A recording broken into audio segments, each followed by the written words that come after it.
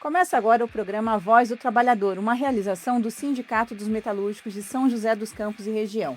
Todos os domingos, às 8h45 da manhã, estamos aqui para um bate-papo sobre temas que interessam a classe trabalhadora. Meu nome é Ana Cristina e estou com Hélia Gonçalves, que é presidente do sindicato. Tudo bem, Hélia? Olá, Ana, muito bom dia. Bom dia a todos que acompanham o programa. Estamos aí, mais uma vez, para falar de tema que interessa para os trabalhadores. Hélia, e o tema de hoje realmente é um tema que mobiliza bastante a categoria metalúrgica, que é a campanha da PLR, a participação nos lucros e resultados. Vamos ver um vídeo sobre esse tema. A participação nos lucros e resultados, a PLR, está prevista na Constituição de 88, mas só passou a ser conquistada na prática a partir de 95, com a mobilização dos trabalhadores. A regulamentação veio em 2001, com a Lei 10.101. No ano passado, a campanha de PLR dos metalúrgicos de São José dos Campos e região injetou mais de 200 milhões de reais na economia local, mostrando a força dessa luta. No programa A Voz do Trabalhador, vamos discutir como se dá essa mobilização e por que a organização dos trabalhadores é decisiva para garantir avanços. Weller, a PLR é uma das principais campanhas da categoria metalúrgica no primeiro semestre. Como que ela funciona? A campanha de PLR, ela mobiliza bastante os trabalhadores, porque é quando o trabalhador recebe a sua PLR, que é um dinheiro extra, que algumas vezes é superior àquilo que ele tem de salário dentro do mês. PLR, participação nos lucros e resultados. Tem empresa que o acordo é PR, participação nos resultados. Tem empresa que é PPR, programa de participação nos resultados. Agora, eu queria começar colocando o que é a posição do nosso sindicato em relação a este tema. O Sindicato dos Metalúrgicos, ele tem uma posição contrária ao pagamento da PLR. E eu vou explicar. Porque a PLR, quando ela surgiu na década de 90, ela veio como forma de flexibilização dos salários. A forma como era negociado o reajuste de salário dos trabalhadores, que na época era um percentual bem mais alto do que os trabalhadores têm hoje de conquista, claro que a realidade da classe trabalhadora no final da década de 80, começo dos anos 90 é bem diferente do que é hoje. E a PLR, ela cria uma ilusão na cabeça do trabalhador diante daquele resultado, porque o que nós defendemos é que o trabalhador ele tenha bons salários. Não só a PLR, outro benefício que também o trabalhador tem mobilizado bastante no último período para ter a conquista é o vale alimentação, para ter um cartão para ir no supermercado. Então nós achamos que dentro do mês, porque é o seu salário que tem os reflexos em cima do seu salário, que é feito o depósito do fundo de garantia, a contribuição para o INSS, o que você vai ter de 13º, se você trabalha à noite, o reflexo em cima do adicional noturno. E a PLR, a empresa, ela não paga nenhum imposto em cima daquilo que ela paga para o trabalhador. E o trabalhador, ele paga um imposto de renda acima de R$ 6.600, mais ou menos. Mais uma desigualdade que mostra que a realidade do patrão ela é bem diferente da realidade do trabalhador. Mas é um tema que mobiliza. Por exemplo, na Bosch, onde eu trabalho, a antiga fábrica da Hitachi, neste ano nós tivemos a conquista, depois de um processo de luta, de uma PLR junto com abono salarial de R$ 20 mil. Então, o metalúrgico da Bosch, vendo essa minha entrevista, fala, poxa, Weller, você é contra a gente receber os 20 mil reais? Não, não somos contra, mas se os 20 mil reais fosse dividido por 12 e fosse incorporado no salário do trabalhador, isso ia refletir também nos encargos sociais e dentro do mês como salário seria muito melhor para o trabalhador. O sindicato ele negocia não só a PLR como outros benefícios, independente do que é a nossa posição e como sempre é o trabalhador que decide. Weller, e no caso, quais são as regras para se pagar a PLR, né?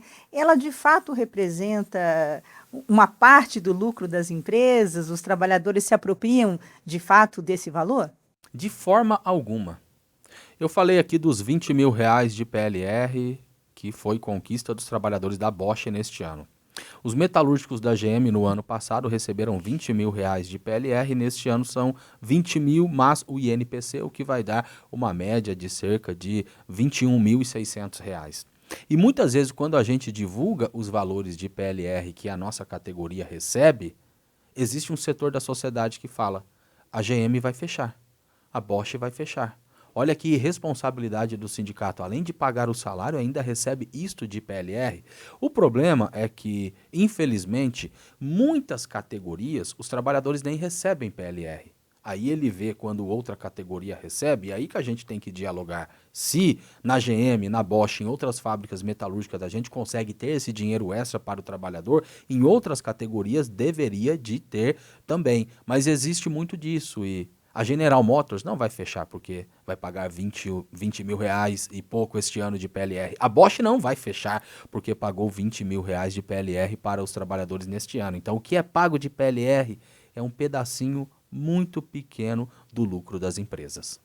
No caso, Hélia, na hora de fazer a negociação, como é, né? O que as empresas exigem, o que o sindicato contra-argumenta, o que o sindicato reivindica, o que fica na mesa de negociação? Outro motivo pelo qual a gente é contra a PLR, porque a lei que regulamenta a PLR, ela é uma lei muito ruim, porque ela é uma lei que diz que tem que ter metas. E aí as empresas se aproveitam disso. O sindicato ele sempre reivindica, pague a PLR sem ter metas, mas as empresas falam, eu preciso ter as metas no acordo porque um dos motivos para não ser caracterizado como salário e a empresa não pagar nenhum imposto em cima disso é que tenha o acordo da PLR. E o acordo diz que tem que ter metas. E aí que é um problema. Como que você discute o que é uma meta justa para o trabalhador? Os interesses são antagônicos daquilo que os grandes empresários pensam e defendem e daquilo que é a realidade dos trabalhadores. E quais são os dois temas principais que muitas vezes têm conflito na negociação? As empresas geralmente colocam a meta do EBITDA, que é a lucratividade da empresa. E eles têm ali, que muitas vezes vem da matriz, porque as empresas são multinacionais, aquilo que é a sua meta de lucro para o ano. Aí, se não atinge, reduz o valor. Mas eles calculam geralmente em cima do que foi o lucro do ano anterior para aumentar. Então, nunca que a gente vai ter acordo com uma meta dessa e muitas vezes é uma meta que não atinge. Outra meta que geralmente tem conflito, e existe muitas situações do sindicato não assinar o acordo, que as empresas querem colocar metas em relação a acidente de trabalho e atestados médicos relacionados a este tema. Isso nós não temos condições. Se tiver, por exemplo, 5 acidentes de trabalho, reduz o valor do prêmio dos trabalhadores, porque para nós a meta de acidente tem que ser 0. Isso nós temos como princípio, a gente não assina acordo de PLR que tem ali como meta a quantidade de acidentes de trabalho que pode ter dentro do ano. Então, isso para a gente é uma questão de princípio e é um tema que geralmente tem muita polêmica, porque tem situações também que se discute o absenteísmo. E aí é a polêmica em relação ao atestado médico. O trabalhador ele tem que ter sua liberdade para ir no médico e o patrão não pode ter nenhum controle em relação a isso. Então, este é outro problema, quando a gente vai discutir as metas, porque você discute os valores, mas os valores é pago em cima das metas que são atingidas. Bom, beleza. Hélia, a gente vai ter que dar uma pausa, paramos um pouquinho para o intervalo e já voltamos daqui a pouco.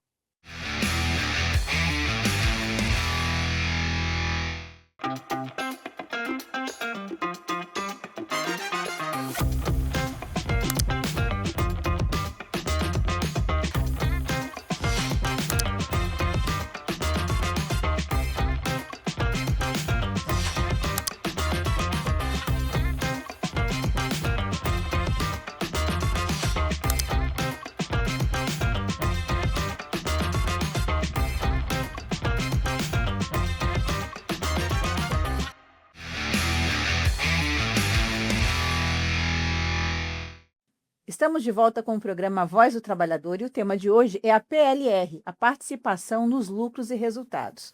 Weller, dando continuidade então aqui à nossa conversa, qual que é a importância, então, Weller, de ter o sindicato nas negociações para garantir uma boa PLR?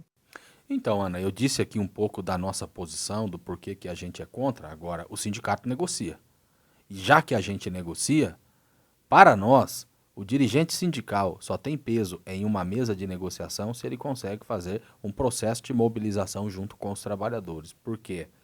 Muitas empresas tentam fazer a negociação sem a participação do sindicato. O empresário se reúne com os trabalhadores, fala, eu vou pagar tanto, O trabalhador jamais vai ser contra o empresário falando aquilo e muitas vezes passam uma lista. Você concorda com o valor que eu estou te oferecendo? É claro que o trabalhador vai assinar. Na frente do patrão, ele faz isso em uma assembleia junto com o sindicato, com certeza seria diferente.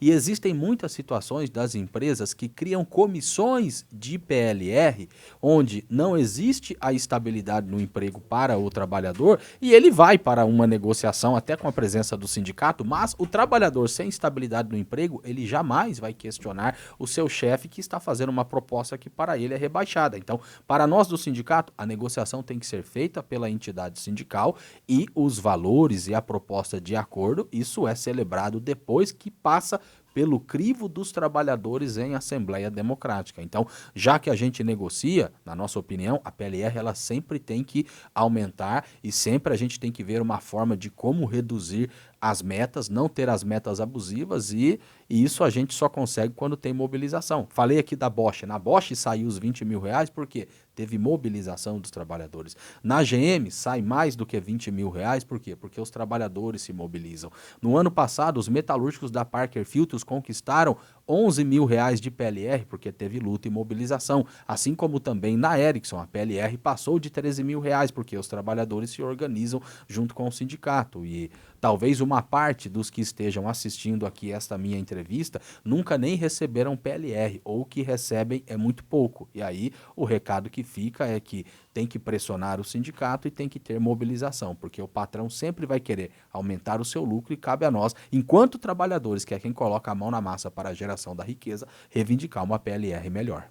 E aí, pegando um pouco essa última afirmação que você faz, Weller, de que o trabalhador sempre tem que reivindicar mais, então, qual é dentro, além dessas questões mais objetivas, de metas, que você citou, como que o sindicato, então, vê essa campanha dentro da luta da organização dos trabalhadores em defesa, né, de melhores condições de vida? Primeiro, eu queria fazer um seguinte comentário que eu acho que é importante.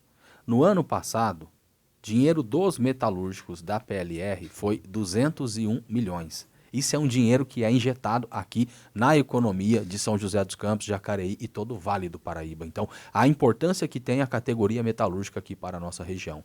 Agora, sobre essa sua pergunta, Ana, respondi aqui no bloco anterior. O que é uma PLR justa? A gente nunca vai conseguir ter esse equilíbrio do que é justo para o trabalhador. Vai ter conflito com aquilo que é justo para o patrão. Agora, o trabalhador ele precisa entender o seguinte. Estou falando aqui das grandes empresas multinacionais. O ILAESE, que é o Instituto Latino-Americano de Estudos Socioeconômicos, eles publicam o anuário e no anuário tem lá a lucratividade das empresas e como é feito este cálculo. Nas grandes empresas multinacionais, muitas vezes, um dia de trabalho paga o salário do mês, paga aquilo que são os impostos, a matéria-prima, o fornecedor e o resto é o lucro, que é aquilo que a gente chama do trabalho não pago, do trabalhador que está trabalhando ali a maioria dos dias do mês para ser o lucro livre para o patrão. Então, em minha opinião, não é o patrão que paga o salário do trabalhador, e sim o trabalhador que vende a sua mão de obra e, no caso das grandes empresas, na maioria das vezes, vende e muito barato a sua mão de obra. Então, é importante a gente lutar para ter a PLR, mas é importante o trabalhador entender que é o conceito de exploração, seja no trabalho, seja no salário, seja nos benefícios e seja na PLR, sempre o patrão que vai estar ganhando. Bom, obrigado, Weller. Mais uma boa conversa.